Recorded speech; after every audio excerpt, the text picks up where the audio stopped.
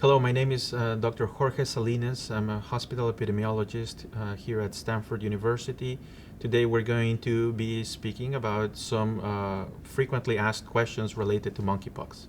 Monkeypox is an infectious disease transmitted from person to person at the moment, even though it can be transmitted from animals to people. This current outbreak is one that is affecting more than 70 countries around the globe. And the United States is one of the countries with the most cases identified as of now.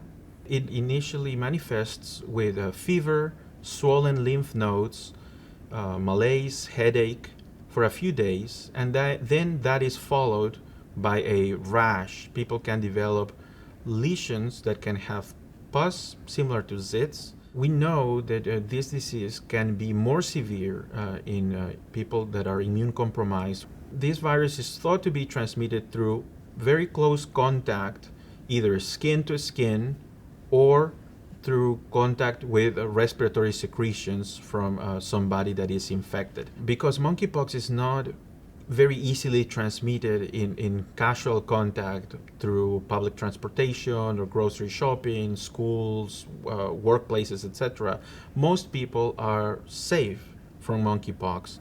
There are vaccines that are effective against monkeypox. However, the supply is limited worldwide and in the United States.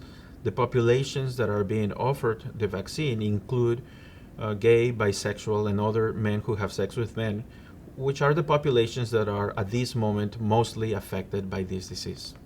If you were recently exposed to monkeypox, there is the option for post-exposure prophylaxis. Vaccination can prevent the appearance of the symptoms of the disease. If you already have monkeypox, there are antivirals that are available.